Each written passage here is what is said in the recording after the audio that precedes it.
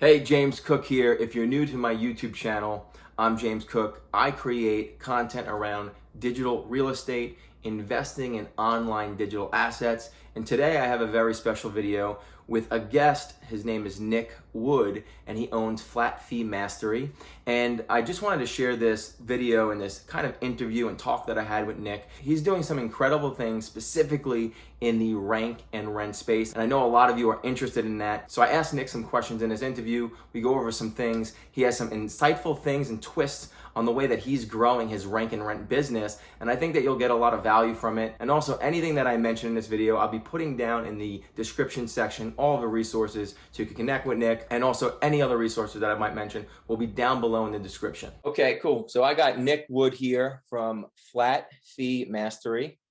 And, I'm excited to have him on, actually. I know my YouTube channel has been a little dead, and I get bombarded with a lot of questions in Facebook group, email, on YouTube, comments, and I can't get back to everyone, but this is going to be a really great session, not just an interview, but also I think that you'll learn a lot, especially what Nick is doing right now. It's pretty incredible.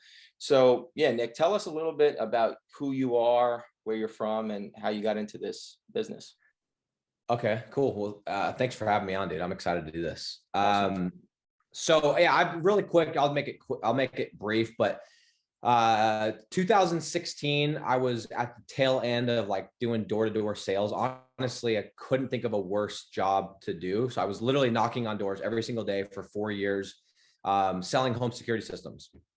And so in my last year, I was like, I got to get out of this freaking like job. And I was making really good money at the time. I was like, a couple $100,000, and I was young. So I went to lunch with somebody and they're like, hey, do you like the internet? And I was like, I love the idea of the internet, because I was looking for a business model. And they're like, well, check out this podcast I did with this guy. And so I went and I checked out this podcast, and it was somebody talking about rank and rent. And I was like, dude, that is like, because I'm pretty sure most everyone's read Rich Dad Poor Dad. And I was like, that is like Rich Dad Poor Dad stuff on the internet. Yeah. So long story short, 2016, I hop on a sales call. I thought I was getting information. Couple minutes later, I was given my credit card, buying a expensive course. And that was how I got into the space. And for the last 6 years, I've been trying to figure it out. And I've had I got a couple of deals right there in the beginning. Then I put it on the shelf because I was too good for the business model, which is a whole conversation in itself. Then I came back to it. And anyway, at this point now, in 2020, we did 7 figures doing strictly lead generation. Like, that is not SEO. That is nothing. In 2021, we did 1.5 million. Again, lead generation. I'm pointing that out because because now I have a program where I teach people how to sell and how to do this. But most of the people that do this, they don't make shit from actually the thing they teach. And I'm like, no, I've made millions of dollars doing the actual thing before I ever opened my mouth and said, hey, let me teach you how to do it. So let me ask you this. So 2020 is when you pretty much, like, a light bulb went off, or Yep. something happened during that time from 2016 to 2020 where you were able to go up to 1 million, and now just growing that. And that's all Yes. lead gen. All lead All gen. I don't do SEO anymore. I have like a Yep. side partnership where I send this guy some deals. I make like a couple grand a month that he just like gives me a cut. I do not do SEO. I do not do websites. I only do lead gen, and I only do flat fee lead gen. I don't do any of the pay per lead bullshit, the commission deals. Yep. I do flat fee, credit card on file with a contract, clean as a whistle type of stuff. And that's working with a local business owner, right? Correct? 100%. Nothing. Okay. Yep. Amazing. And on your point, because you're like, well, what happened in 2020? The difference is I got really focused on one thing, which was flat fee deals. And I went into one niche. I was doing one monetization, one deal structure, which is flat fee. And I did one sales process, which is what I teach now. And I just got really focused on that one thing. And I think that's what allowed me to scale it up. Amazing. So 2016 to 2020, during that time, what were you doing that was different? Like, what do you feel like was holding you back So in from really hitting the numbers? Yeah. So 2016, I dabbled a little bit, got a deal or two, got too cool. And I mentioned this a second ago, and it sounds funny, but like, I literally, this is the maturity of myself at the time. My thought process was like, well, it's not going to be cool to tell people that I do digital marketing. I'm not kidding. It sounds really lame for me to even admit that, but that was the truth. Is I was like, it would be way cooler if I said I owned a software company or I did this. So I actually started a software company, or tried to, because I thought it would sound cooler. I'm not kidding, dude. Like that's such a hard thing to admit, but that's the truth. So I put it on the shelf. So I actually didn't really like go into it until 2017, after I failed the business. And at that point, I had no money. I had 3 kids. I had a house payment. I had cars, and I had to go into SEO because I needed that quick cash. And so like I did SEO for 8 months before I realized, dude, get back in the lead gen. So really I've been doing lead gen since like summer of 2018. And then I changed into flat fee in 2020 when I started scaling up. But yeah, so about 2018, it took me that long to like go the SEO route, do the websites. Like I was trying to sell, all these different services. It was a mess. So I've been there, yeah. But yeah, I mean, everyone's shiny object syndrome, right? We're entrepreneurs. Like, that's the thing. Yeah. And I think, you know what, I would tell also students too, I would tell them that, and again, it's kind of like the opposite of what you're saying, but I understand what you're saying. I would say, listen, because it sounds sexy. Here's the other thing, like rank and rent sounds very sexy, or digital real estate, right? It sounds sexy when you're able to put that title and headline out there on all these different products that are being sold. So these people come in, and if they've never done anything on the internet, they're like, oh yeah, I'm just going to rank these sites and make all this money. I'm going to be a digital landlord, right?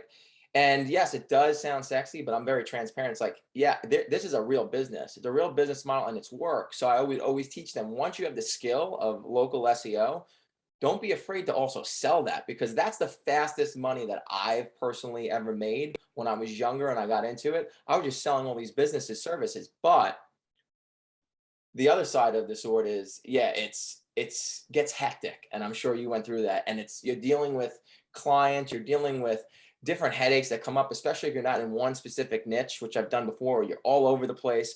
And we're going to get into, because I'm going to ask questions about this very soon, is the model that you're doing is not just, okay, throw up these sites, because then you have to wait till they, rank. It's more of the opposite effect, which we'll get into. But one of the big questions I want to ask you is, do you think rank and rent is dead? Yeah, good question. And I do want to mention something just to like with what you said about doing SEO and that kind of thing, is I did it out of necessity, because SEO, like, it paid the bills, right? So I don't want to like shit on SEO. Yeah. But the thing is like, if you're going to take SEO money, just be smart that you take the profits and reinvest it into digital assets. Yes. That's, I think, is the nuance that needs to be said, because there's nothing wrong with taking money to do stuff that you know how to do. In fact, many of us, to get out of our 9-to-5, have to do that. It's just, what do you do with that? Are you putting it into digital assets, or are you going and going to Louis every weekend and getting the latest bag, right? Exactly. So that's it. But is rank and rent dead? Well, here's the deal. And I like to say this, I'm not here to sell you on it. I'll show you my Stripe account. Like, it's far from dead. I think everyone wants to, the question everyone asks is like, did I miss the window? Right? Yeah. Like, obviously people are still making money. Did I miss the window, or is it saturated? Because everyone's like, well, if you guys are talking about it, like, aren't there going to be too many people doing this? And it's like, guys, there's so many niches out there. Like, I've made millions of dollars. I'm in like 5 niches, like, and I make most of my money in like 2 or 3 niches. There's niches we haven't even touched. There's niches that we haven't even tried. And on top of that, most of the people just want to go into like the tier 1 cities, the Las Vegas, the Nashville, and all that. Yeah. I make most of my money in freaking rinky-dink backwoods Arkansas, where nobody wants to touch. So like, that's to say that it's saturated. Okay, let's take an example like tree service. If you would have done tree service and gone vertical in 2016, yes, it would have been a lot easier. So tree service, okay, cool. But that's one niche, right? And the other thing is, you got to consider, just because there's another lead generator in that city doesn't mean you can't make money. I have tons of projects where I found it. I'm like, okay, there's another lead generator. All I'm doing, that's a competitor. It's just like the local tree care guy, Jack, the tree care guy. I'm just treating him like a competitor, them like a competitor. And there's multiple businesses that will buy leads from me and somebody else, right? So there's many layers to that. Is it a little bit more difficult in some of these niches than it was 6 years ago? Of course, duh. But is it saturated? Is it like over? Is it dead? Hell no, dude. Like it's just getting started. Like I got like today, I got a deal in a niche I've never done. I'll let you guys know. So don't go and do this because I don't know yet. I like to try stuff out before I say, hey, go into it. But like I got a referral for a company that does excavation. And I've done my process, which we're going to talk about in a second. I've got the Zoom closed this afternoon at 3 p.m. And that I've never been. If it's good, I could do 5, 10, 20 sites in that one niche. I've never done that niche. Right. Yeah. So I hope that answers your question. Yeah, no, that's perfect. And I think another thing is people get so caught up on the niche. And even when you tell them, listen, don't go into roofing in New York City, right? Don't go into these competitive, because they think like, oh, you hear success stories, and tree service became a very popular thing. I have a few tree service sites that I've had for years, and it definitely is a very popular service now that people are attacking. I think you could still get into it. And like you said, if you're in the right cities, you could still definitely make money in that service. But there is so many other niches. If you just start thinking outside the box, I hear people tell me some of the niches, or they share with me, hey, can you check this out? And I look, I'm like, I never even thought of that, right? Like, it's like, okay, there's probably money to be made right there. It's just getting into those obscure things and finding the right city, and you can hit some home runs. And one last note on that is I remember in one of the groups I was in, they kept saying, what do they say? The riches are in the niches. The riches are in the niches. And I was like so in my head that I had to find this crazy obscure niche that no one had touched. But guys, the money is in the niches. The riches are in the niches, yes, but there's also money in the obscure cities. Yeah. And so my game has always been regular niches. So like I make all my money in artificial grass, concrete, tree service, spray foam insulation. Like that's it. But I'm in cities you would never even think about. I'm in cities, like if you're looking at Nashville, I'm not looking at Nashville. I'm looking at, there's a city outside, like Lebanon is what it's called. You don't even know where that's at, right? But that's where I make my money. So I think it's either obscure niche or obscure city. And I like obscure city because then I already know the niche is tried and true and it's proven. And then I just have to find the right city. So I think it's one or the other. Definitely. Adding a lot of value with that. And I appreciate you sharing your niches as well. But like you said, the niche and the city, two both things that are very important. And another thing is, and again, people come back to this, not only will they pick a niche that's probably getting saturated or popular, then they pick the big cities. Like you said, they will go after Nashville. You know how many times I see it's somethingnashville.com, right? So it's like, they always are doing that. Instead of, and again, I don't know, they're getting in their own heads, and I'm always trying to just add value and give little nuggets of like, listen, if you follow this process, and again, now we're getting on back to rank and rent, and what I'm talking about is like using organic local SEO to rank these sites, generate leads, and then sell them into, you know, a client. And when I'm saying leverage local SEO, you can leverage local SEO, and we've had plenty of times where we would sell a client an SEO package and then also turn around after we're doing stuff on their site and sell them leads as well, because we knew, okay, we can rank other properties in here, generate them more leads. If they're saying they want, okay, now we got them bathrooms, they saying they want kitchens. Okay, if we can get kitchens, now we'll just own that asset. So we're taking the profits and putting it back into assets that we own, which is definitely the smartest thing to do. But I kind of want to get into how you guys are doing things, because it's not that traditional, hey, now find the city, find the niche. Now you got to build this site and wait for it to rank, because we all know sometimes, and it's funny, yes, there is cases where you can rank pretty quickly, but when I hear people saying like you're going to rank overnight, and that's in their sales pitch, truly, I've been doing this a while. I want to see someone, if I pick out a niche and a city, them rank a site or a GMB overnight. I would be very impressed if they can do that. So I want to get into a little bit of what you're doing that kind of battles that, because I think that is one of the biggest bottlenecks with this business model, rank and rent. Well, I think everybody that's in Rank and Rent right now, well, not everybody, but I think a lot of us, when we bought our first program, and I appreciate you being candid with people and being like, look, this does take work. Like if it didn't, this would be a scam, right? That it would be literally what like a Ponzi scheme. Like if it was only upside, like of course it takes work, duh. So I think a lot of us got into our first program and we had this vision of like, we're going to choose a couple niches, build a couple sites, and money's just going to flow in, and we're going to travel the world and be digital nomads and have, like, as Tim Ferriss says, like oil rubbed on our bellies in Thailand while we're making money, right? Not the case. So that said, like, what we're doing is a little bit different. And what I did is I made a mistake in 2018 after I did my SEO thing. And I'm like, look, I got to get back into lead gen. I went into the pay per lead model. And the reason I did that is I was like, well, Home Advisor does it, so there's got to be something there. By the way, for anyone that doesn't know what I'm talking about, that's where you give a lead and they pay per lead. And on paper, the pay per lead model looks genius, right? Because you're like, oh, there's unlimited upside. There's no ceiling, right? But guess what? There is a ceiling. And people don't talk about this. Business owners always have a mental ceiling. And so what happens is you do a pay per lead deal, and let's just do easy math. Let's say you're doing a tree service deal and you're doing $100 a lead. That business owner in their head is going to have a certain amount of money they're comfortable paying.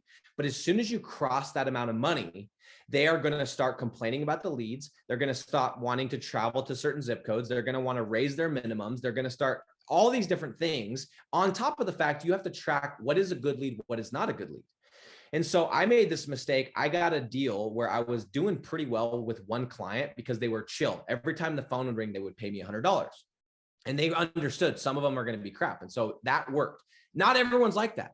So I went and I built like 50 sites in a niche, and the niche is basement waterproofing, by the way. Like I thought I had hit a home run. I'm like, I'm just going to go vertical, really competitive niche, national brands, big SEO budgets, terrible niche to go into, and all on pay-per-lead model. And I really dropped the ball there. And so that's why in 2020, I realized I had to get in the flat fee thing. And the reason that I'm even bringing this up is what I realized in 2020 is I was like, okay, this flat fee thing, there's a lot of good to it. I got the card on file in the winter, and my income's not going to dip because, you know, it's cold.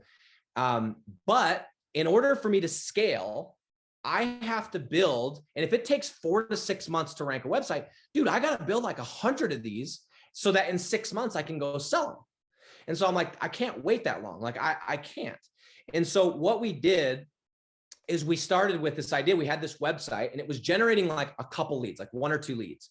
And we're like, well, what if we just put on a Google ad and like supplemented the leads that are coming in with a couple more paid ads, and we get the deal before it's fully ranked, even on a flat fee deal. And then as it's ranking, we can just turn the ads off.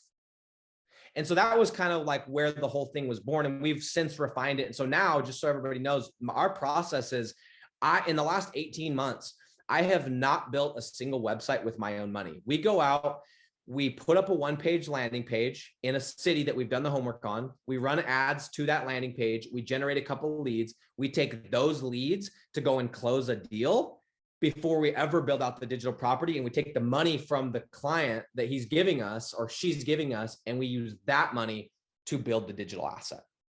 And it allows you to infinitely scale because you're no longer bound by money, right? It's like in real estate, they say OPM, other people's money. You're literally building your digital empire with other people's money. And I know that sounds cliche and it probably sounds spammy, scammy, all that stuff, but that's what I've been doing. I have not built a single site of my own money in the last 18 months. Because why would I if I don't have to, right? So hope that it's basically taking the model and it's flipping it on its head. And instead of waiting for it to rank, I'm going to get the client first, and then I'm going to build out the property instead of building out the property and then getting the client. Amazing, man. And now, will you always build a site for that and rank it for every one that you close? So that's the beautiful part, is you technically don't have to. So let's say you get a deal and you're charging $1,000 a month, and the ads are only costing you $300 because it's low cost per click. It's not competitive. It's a certain niche. Technically, you could just make the $700 split, right? $1,000 minus the 300, and you could arbitrage that thing all the way to the bank, and you wouldn't have to. My game is, when I got into this business model, one of the most attractive parts was the asset. So Yeah. yes, I always build on the back end, but there is an example. I have an Albuquerque concrete website. And literally, this has happened to me recently. 3 months ago, I messaged my project manager and I said, hey, where's our rankings at for Albuquerque concrete? And she said, what do you mean? I said, what? I didn't stutter. What's our ranking? She's like, we don't have a site. I'm like, what do you mean we don't have a site? We've been getting paid for a year. She's like, yeah, we don't have a site. And dude, we forgot to build the site. We were doing so many deals, like we were in the sprint mode, and we've been charging this guy $1,000.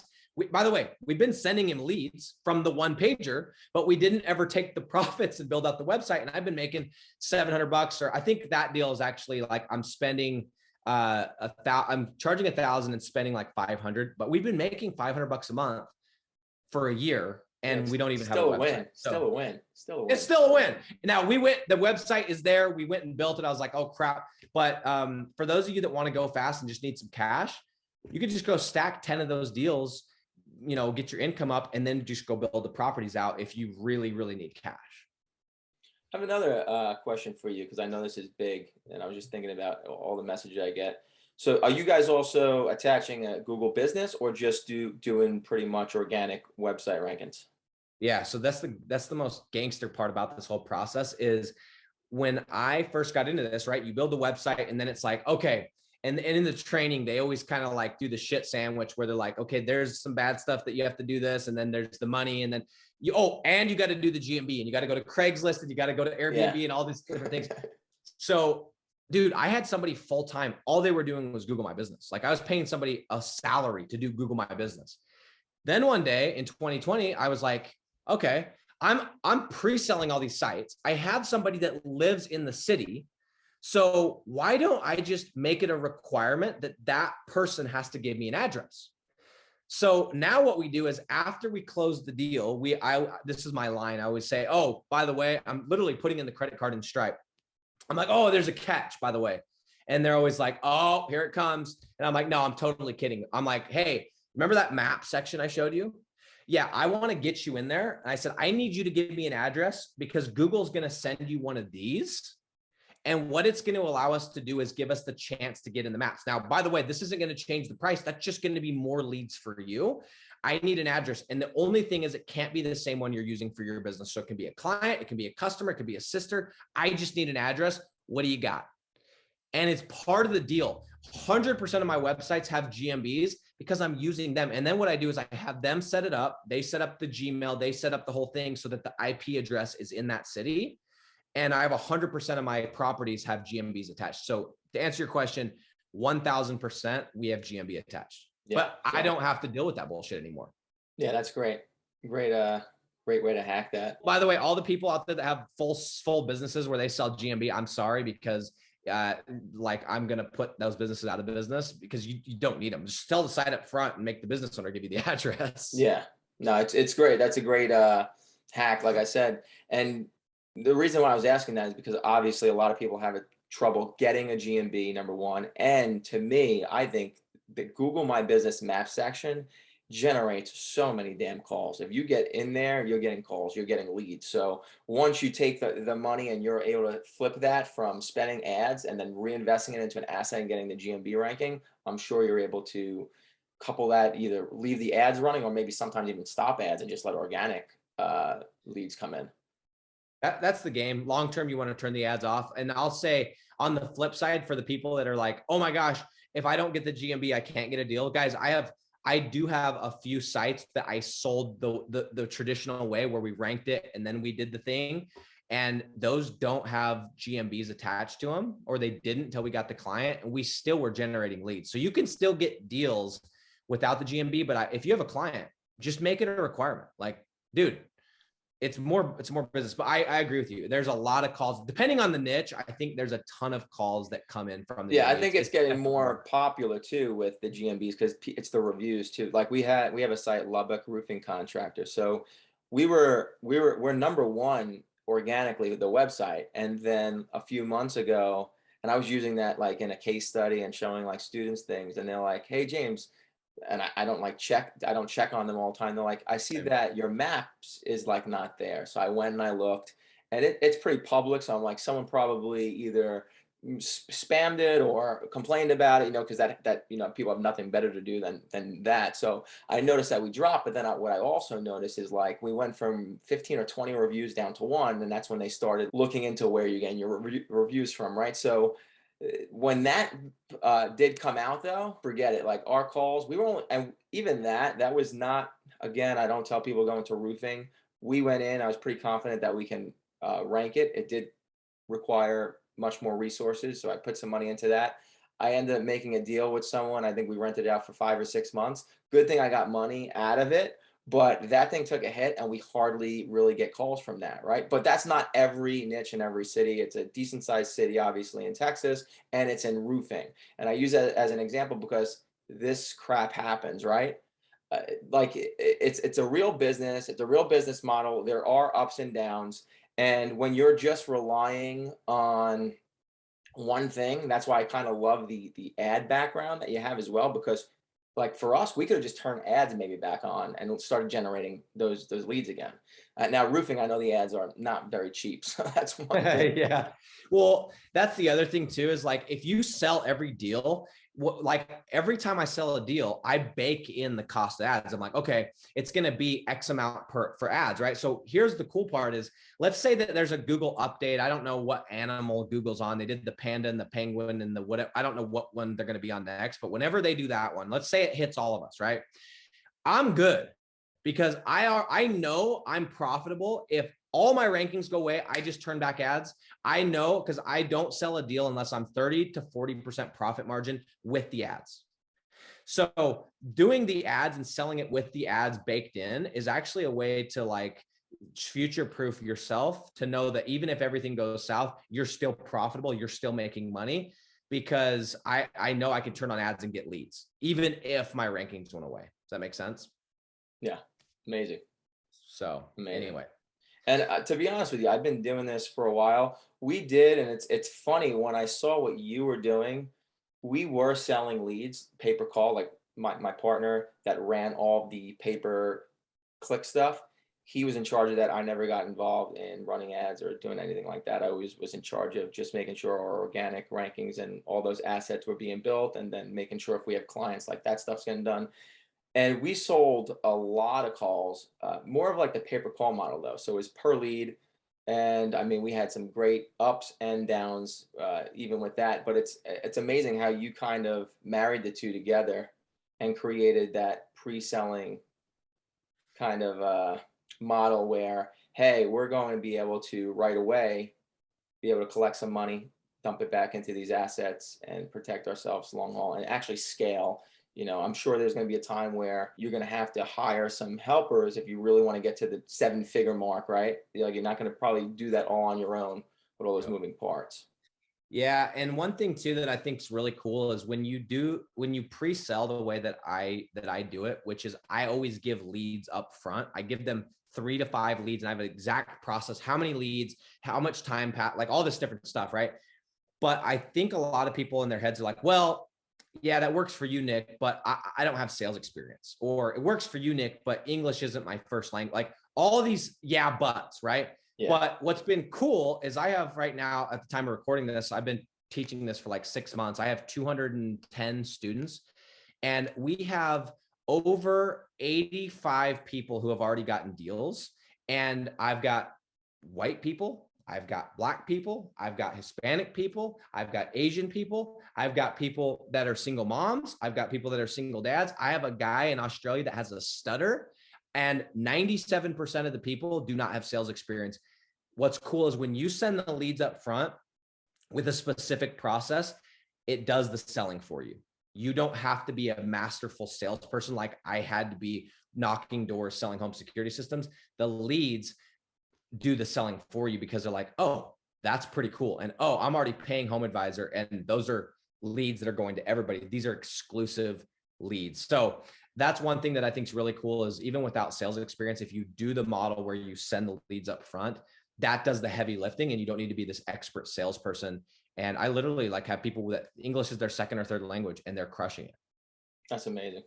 Yeah, we do the same thing. We give leads up front, and we have a certain process like that as well where, hey, listen, we're giving you a couple of these leads. We let them know, obviously, we're serious though, and then we follow back up with them, and we either close a deal or again, there's a process in it. It is work. I like to tell people that, but if you're learning from people who are doing this, and I know, Nick, not only are you doing this, I know you have some pretty successful students and people in your group, because I checked out the group. You got some incredible things going on over there. So I know we're gonna, I think, hit like 30 minutes. I don't want to make this one video too long. I like to keep my Yep. videos usually around 20 minutes, so 30 minutes is good.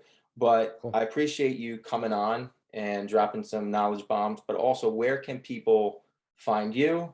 And is it okay that they go check out your group as well? Yeah. So my YouTube channel, I drop a video every day, just kind of like a little nugget. I drop some shorts every day, and then we're trying to do some longer form stuff as well. But if you guys want to like get a peek into the process that like I've been doing for 2.5 years, you can go to my Facebook group. But the easiest way is I've linked it up to a website. So it's art-of-preselling.com. That'll take you And to the Facebook group. give me the links too, and I'll put them. All the links will be Yeah, I down in the will. description. I will. And we don't, by the way, it's a little bit different than most groups. Like we don't approve everyone. If your profile looks spammy, if you look like you're just going to sell some shit, I'll just deny you. Like, I don't care about the number. I want people in there that are going to make money, because that's what helps me grow. So the group is dope though. Like my goal in there is that the free stuff I give away is better than most people's paid stuff. And yeah, we have, I mean, dude, I have a student that's just did 45. He's at 45K right now. He was at $4,000 a month in December, and he's at 45, dude. I did an interview with him I last know. night. You could check. That's amazing. That's amazing. That's So, incredible. yeah, man. But I think the biggest takeaway, like I hate when I listen to calls like this and there's like no action items. I think the biggest takeaway, guys, is like, go pick a niche. And if you're like stuck on the niche, go do this. One, probably my favorite niche right now is concrete. Okay. Go pick a niche, concrete, spray foam, whatever. Go pick a city that is moderate competition, and look at the cost per click of like how much it's actually going to cost, and make sure it's not more than $5. And like go and find somebody who's already paying for Google ads, paying for Home Advisor. Generate some leads, build a simple landing page, run some ads to that landing page, generate some leads, go send them some leads and go try this out. Like, it works. People are very receptive when you give value first, instead of coming with an open hand. Definitely. Definitely. And again, not only will I leave the links to go and check out Nick down below, but I'll add other of my video resources that I have, where, I've made videos where I'm cold calling, and those, because like you said, I like to just make sure like people are getting something from it. And when I'm in this rank and rent world of local SEO, there's only so many videos, right, that you can make like showing, okay, this is what we're doing here, this is what we're doing there.